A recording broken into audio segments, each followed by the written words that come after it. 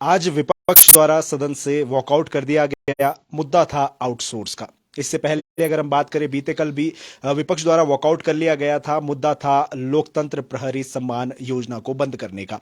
हमारे साथ ऐसे ही कुछ विषयों को लेकर बातचीत करने के लिए मौजूद है पूर्व मुख्यमंत्री और नेता प्रतिपक्ष जयराम ठाकुर जी। सबसे पहले आपका स्वागत है। ठाकुर साहब, आज वॉकआउट कर दिया गया विपक्ष द्वारा। क्या मुख्य तौर पर मुद्दा था? क्या क्यों जो है वो सरकार द्वारा चर्चा करने का मौका नहीं दिया जा रहा है? बीते कल भी लोकतंत्र प्रहरी सम्मान योजना को लेकर वॉकआउट आपने कर दिया, हालांकि उस समय चर्चा चल रही थी, लेकिन वॉकआउट हो गया। ऐसा क्यों है? देखिए, जिस प्रकार से कांग्रेस पार्टी की सरकार एक तानाशाह रवैये के साथ आगे बढ़ रही है, इस तरह से इजाजत नहीं दी जा सकती है। हमारी भूमिका बड़ी सीधी सी है, स्पष्ट है। हम विपक्ष में हैं। गलत काम जहां होगा वहां विरोध होगा। और उनको पिछले 2-3 महीने 3 महीने से सरकार में रहते हुए आदत पड़ गई कि सब उनकी तारीफ करें। ये संभव नहीं है। और जहां आज का मुद्दा था, हमने नियम 67 के अंतर्गत स्थगन प्रस्ताव दिया था। वजह उसकी ये कि तुम कांग्रेस पार्टी को सत्ता में ले आए और वादा ये किया था कि 5 लाख बेरोजगारों को नौकरी देंगे, और सरकार के 3 महीने का कार्यकाल अभी पूरा नहीं हुआ। हजारों नौजवान जो छोटे छोटे गरीब परिवार से ऐसे काम में थे, मजबूरी वश उनको वो करना पड़ रहा था, और सरकार के लिए काम कर रहे हैं और सोर्स के तहत, चाहे वो हेल्थ डिपार्टमेंट में हैं, चाहे वो आईपीएच में हैं, चाहे वो दूसरे डिपार्टमेंट में हैं, उनको निकालने का क्रम शुरू कर दिया। और हिमाचल प्रदेश में हजारों की संख्या में आउटसोर्स में लगे कर्मचारियों को हटा दिया गया। हमने कहा हटाइए मत इनको। कह रहे हैं कि इनका जो जिस कंपनी के साथ जो कॉन्ट्रैक्ट था वो पूरा हो गया। हमने कॉन्ट्रैक्ट रिन्यू किया जा सकता है। अगर एक स्थान पर नहीं, वहां पर आपको लगता है कि जहां लगे वहां नहीं लगा सकते, दूसरे स्थान पर उनको लगाइए, लेकिन हटाना नहीं चाहिए। ये हमने बात कही। और इसलिए स्थगन प्रस्ताव के अंतर्गत हम चर्चा चाह रहे थे, लेकिन चर्चा नहीं मिली, तो हमने आज फिर सदन के अंदर अपनी बात रखने की कोशिश की। लेकिन उसके बाद जब बात नहीं बनी तो हमने वॉकआउट किया है। आपकी सरकार में आउटसोर्स को लेकर पॉलिसी बनाने की बात कही गई थी। आपने कहा था कि हम एक अच्छे स्तर पर जो है सोच विचार कर रहे हैं। आपने एक कैबिनेट सब कमेटी का भी गठन किया था, लेकिन अंत में परिणाम उसका जो है कुछ नहीं निकला। ऐसा क्यों रहा? क्यों आउटसोर्स कर्मियों के लिए कोई पॉलिसी तैयार नहीं हो पाई थी? देखिए, उसमें एक बात थी, आउटसोर्स कर्मचारियों की ओर से उस वक्त आग्रह था कि हमें नियमित किया जाए, हमें पक्की नौकरी दी जाए। जो कानून के सारे पक्ष देखने के पश्चात देखा गया, और उसमें कोर्ट की जजमेंट्स भी कुछ ऐसी हैं जहां हम कन्फ्लिक्ट नहीं करना चाह रहे थे कोर्ट के साथ भी, और स्थायी नीति करने में कठिनाई आई, लेकिन फिर भी उसके बावजूद हमने एक रास्ता निकाला। हमने कहा जितने भी हमारे आउटसोर्स में लगे हैं हमारे नौजवान साथी, उनको हटाएंगे नहीं। एक बात। दूसरी बात, हमने ये भी तय किया उसी कमेटी मीटिंग में कि हम एक कॉरपोरेशन हरियाणा की तर्ज पर एस्टेब्लिश करेंगे, और कॉरपोरेशन बनाने के बाद जो इनको एक कॉन्ट्रैक्टर के माध्यम से जो है, वो एजेंसी के माध्यम से जो इनको नौकरी दी जाती है, जिसमें एक बहुत बड़ा शेयर इनका कट जाता है पैसे का, वो ना कटे, ज़्यादा पैसे इनको मिल सके और स्थायी होकर के ये काम कर सके। उस दृष्टि से हमने तय किया कि हम कॉरपोरेशन बनाएंगे और कॉरपोरेशन के माध्यम से इनको अपॉइंटमेंट्स देंगे। तो एक रास्ता उस तरह से निकाला था, लेकिन हमारी सरकार नहीं बन पाई, कांग्रेस की सरकार बनी, और इसलिए हमारी बात जो कमेटी की ओर से जो रिकमेंडेशंस थी वो सारी चीज़ें वहीं रह गई। लेकिन मैं तो यही कहना चाह रहा हूँ कि कांग्रेस पार्टी जो आउटसोर्स के बारे में बहुत बातें करती थी, जो बात कह रही थी कि हम 5 लाख लोगों को, नौजवानों को रोजगार देंगे हिमाचल प्रदेश में, जो जिनको रोजगार मिलना वो तो दूर की बात रही, लेकिन जिनको मिला हुआ था उनका भी छीन लिया। इस बात को लेकर के हमारा विरोध विधानसभा के अंदर था, और आज हमने अपनी बात कही इस बारे में। चलिए, बीते कल लोकतंत्री प्रहार सम्मान योजना को लेकर वॉकआउट आपके द्वारा किया गया। सदन में भी काफी ज्यादा चर्चा भी हुई, हंगामा भी हुआ। सरकार के जो मंत्री रहे हैं, मंत्रियों ने ये बात कही कि इसमें केवल आरएसएस के लोगों को फायदा पहुंचाने के लिए जो है इस योजना को शुरू किया गया था।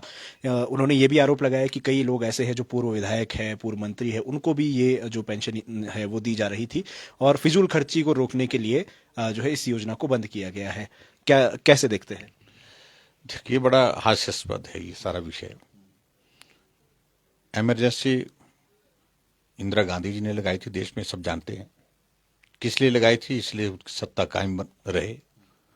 जब इलाहाबाद हाई कोर्ट का निर्णय आया था उनके अगेंस्ट, उनको हटा दिया गया था, वो लोकसभा और राज्यसभा में कहीं भी जो है वो नहीं जा सकती थी, नहीं सदस्यता नहीं ले सकती थी। ऐसे में उन्होंने इमरजेंसी पूरे देश में लगा दी और इमरजेंसी लगाई उसका विरोध करने वाले लोगों ने जब अपनी आवाज बुलंद करनी चाहिए तो उनको जेल की सलाखों के पीछे डाल दिया गया और हजारों की संख्या में, पूरे देश भर में तो शायद ये संख्या लाखों में होगी, जेल की सलाखों के पीछे 19 महीने का कारावास बिना वजह के।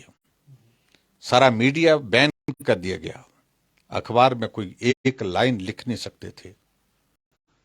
वो इमरजेंसी थी। हमने कांग्रेस के मित्रों को कहा कि आप एक बात को स्पष्ट करिए कि आप इमरजेंसी के पक्ष में हैं या विरोध में हैं। आप क्या चाहते हैं कि इमरजेंसी लगनी चाहिए? लेकिन उसका कोई जवाब संतोषजनक दे नहीं पाए। हमने इन सारी चीजों को ध्यान में रखते हुए, जब भारतीय जनता पार्टी की सरकार थी, तो हमने तय किया कि ऐसे लोगों ने यातनाएं सहन की हैं मीसा के अंतर्गत, डीआईआर के अंतर्गत और आईपीसी सेक्शन के अंतर्गत उनके खिलाफ मामले दर्ज किए गए और वर्षों तक वो मामले चलते रहे। ऐसे में हमने उनके लिए सम्मान राशि का एक प्रावधान किया, लोकतंत्र प्रहरी एक योजना बनाई, विधानसभा के अंदर एनेक्टमेंट की उसकी, और एनेक्टमेंट करने के बाद वो कानून बना और उसके अंतर्गत उनको 12,000 रुपये और 20,000 रुपये एक महीने का मिलता था और ये संख्या मात्र 80 के करीब है। कौन सा आर्थिक बोझ पड़ रहा है 80 लोगों के लिए हिमाचल प्रदेश में? इनका एक सीपीएस का खर्चा 5 साल में करोड़ों में जाएगा। वो तो आपने 6 बना दिए कैबिनेट रैंक के साथ, अपने जो सारे चेले चपाटे बना दिए। मुझे उसमें कोई आपत्ति नहीं है, चलो जो भी करना करिए, लेकिन ये विधानसभा के अंदर कहना कि आर्थिक स्थिति हमारी नहीं है कि हम इनके बोझ को उठा सके।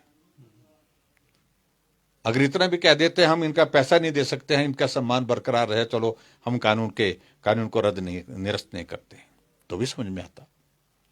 लेकिन इंदिरा गांधी कांग्रेस पार्टी की नेता, इस कारण से आदेश ऊपर से आया कि इसको बंद करना है, बस इसके लिए कानूनी लड़ाई लड़ेंगे आगे। लेकिन जिस तरह से कांग्रेस पार्टी सरकार आने के बाद ये ऐसे निर्णय ले रही है तो हास्यास्पद स्थिति, मजाक का एक विषय बना हुआ है। ये भी कहा गया बीते कल कांग्रेस के नेता के द्वारा कि इससे पहले शांता कुमार जी मुख्यमंत्री रहे, धूमल जी मुख्यमंत्री रहे, लेकिन उनको जो है याद नहीं आई। शांता कुमार जी खुद जो है जेल में रहकर आ चुके, उनको याद नहीं आई, लेकिन आपकी सरकार को याद आई। ये आरोप भी लगाए गए हैं कांग्रेस पर। देखिए, ये कई बार समय पर कुछ चीजें छूट जाती हैं। शांता कुमार जी जेल के सलाखों के पीछे रहे, 19 महीने रहे। उनने सोचा होगा शायद कि मुझे अपने लिए इस बात को नहीं रखना और रखना भी नहीं चाहिए। उन्होंने बिल्कुल नैतिकता का एक संदेश दिया उसमें, इस तरह से कि अपने आप नहीं, क्योंकि सब लोगों ने सोचना था कि भाई ये अपने लिए कर रहे हैं, तो इसलिए उन्होंने शायद इसलिए नहीं किया। बाकी मुख्यमंत्री के बारे में मैं कोई टिप्पणी नहीं करना चाहता। हमारे दिमाग में बात आई, हमने किया और हमें लगा उचित करना है, और ये कमी छूट गई थी, इसको करना चाहिए था, होना चाहिए था ये। लेकिन फिर भी उसके बावजूद हमने किया तो उसको बंद नहीं करना चाहिए था। ये बहुत बड़ा एक जो जिसको मैं कह सकता हूँ कि लोकतंत्र के इतिहास में एक रिकॉर्ड रहेगा कि जहां सत्ता पक्ष के कांग्रेस के विधायक और सरकार इमरजेंसी के पक्ष में होकर के जो है वो यहाँ पर बात करते रहे, उसको जस्टिफाई कर रहे थे। इससे बड़ा दुर्भाग्य नहीं हो सकता है। चलिए, हम बढ़ेंगे। फर्जी डिग्रियों का मामला बीते कल सदन में गूंजा था लोकतंत्री प्रहरी से पहले। सबसे राजेंद्र राणा जी ने सवाल रखा था और उन्होंने बात रखी थी कि पिछली सरकार में हालांकि कार्रवाई हुई, लेकिन कुछ ही महीनों के बाद जिस व्यक्ति को पकड़ा गया था इस फर्जी डिग्री मामले को लेकर, उसकी जमानत हो गई, लेकिन उसको लेकर जो सरकार है उसने आगे अपील नहीं की या ऊपर के कोर्ट में नहीं गई। क्या मानते हैं, क्या ये पूरी तरह से सॉल्व हो चुका है मामला, या इस सरकार को और इस पर कार्य करना पड़ेगा? देखिए, हमारी ही सरकार ने मामला दर्ज किया, कार्रवाई की, 195 करोड़ रुपए की उसकी प्रॉपर्टी जो है वो कॉन्फिस्केट की, अटैच की, और उसके बाद बहुत सारी चीजें, एफआईआर उनके खिलाफ, उनके परिवार के खिलाफ, जितने भी जो लोग इसमें शामिल थे उनके खिलाफ हुई है। लेकिन सारे मामले में एक प्रोसेस होता है। अब वर्तमान में कांग्रेस की सरकार है, आगे की कार्रवाई वो करे, लेकिन हमने उसको एक निष्कर्ष पर पहुंचाया, उस आदमी को सजा होनी चाहिए और होनी ही है, किसी तरह नहीं बच सकते हैं। लेकिन अब 3 महीने का कार्यकाल कांग्रेस पार्टी का सरकार का हो गया और कांग्रेस के ही एक सीनियर एमएलए इस मामले को उठा रहे हैं, तो कांग्रेस को इसका कॉग्निजेंस लेना चाहिए।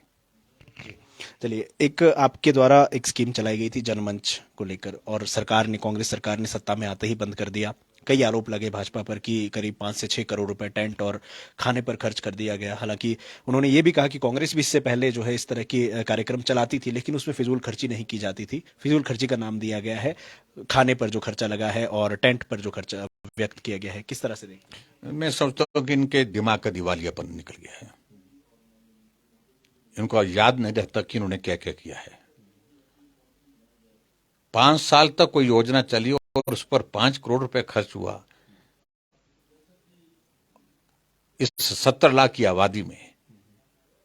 इसको फिजूल खर्ची कहें, वो हमें हैरानी होती है।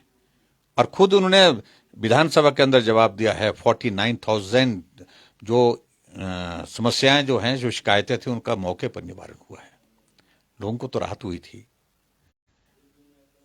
20-20, 25-25, 30-30, 40 किलोमीटर से दूर से जो आते थे, तो उनको अगर एक वक्त का भोजन खिला दिया, वहां पर एक वक्त का खाना खिला दिया उन गांव के लोगों को, और सारा प्रशासन, मंत्री वहां पर उनकी सेवा में उपस्थित होता था, मैं समझता हूँ कि कोई गुनाह नहीं किया है। अधिकारियों को प्रताड़ित करने के भी आरोप लगाए हैं। सारी बातों का कोई मतलब नहीं है। अधिकारियों के लिए, ये अधिकारियों के प्रति इतने अगर संवेदनशील बनने की कोशिश कर रहे हैं तो मालूम पड़ेगा। अधिकारियों की जवाबदेही होनी चाहिए, मेरा मानना है। और जवाबदेही उसमें होती थी जब खुली सभा में, मंच पर जो शिकायतकर्ता माइक से अपनी शिकायत का जिक्र करता था, वो जवाबदेही होती है। कागज की कार्रवाई तो होती रहती है, जो होती रहती है, लेकिन वहां जवाब सामने देना पड़ता था, लोगों के सामने देना पड़ता था। इसलिए अधिकारियों को परेशानी थी, इसलिए कांग्रेस के मित्रों को परेशानी थी। और जनता के लिए किसी भी अधिकारी को वहां पर जवाबदेही के लिए खड़ा होना पड़ता, मैं समझता हूं कि कोई भी गलत बात नहीं है। मंडी जिला को लेकर कांग्रेस के नेता है, उन्होंने आरोप लगाए हैं कि मंडी में पिछले 5 सालों में कोई विकास नहीं हुआ।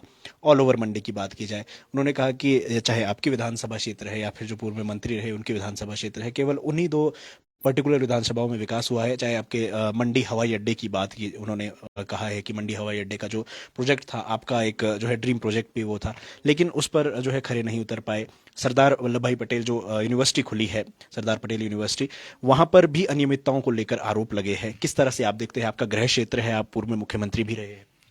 देखिए, नए विधायक हैं, इसलिए मैं ज्यादा उनके बारे में नहीं बोलना चाह रहा हूं। जीत गए और लोकतांत्रिक व्यवस्था के अनुरूप जो है, हम चुने हुए प्रतिनिधि का सम्मान करते हैं, लेकिन वो बहुत जल्दबाजी में है। उन्हें मालूम नहीं है और मालूम पड़ भी जाएगा जल्दी। अगर मंडी में अगर हमने कुछ नहीं किया होता तो 10 में से 9 सीटें नहीं आती। अगर मंडी में कुछ नहीं किया होता तो ये परिस्थिति नहीं होती है। यूनिवर्सिटी कहाँ होती थी? शिमला होती थी। पूरे स्टेट की एक यूनिवर्सिटी के सिवाय दूसरी कोई यूनिवर्सिटी नहीं थी। हमने मंडी में यूनिवर्सिटी खोली है, उसको बंद करने के लिए षड्यंत्र और साजिशें कर रहे हैं।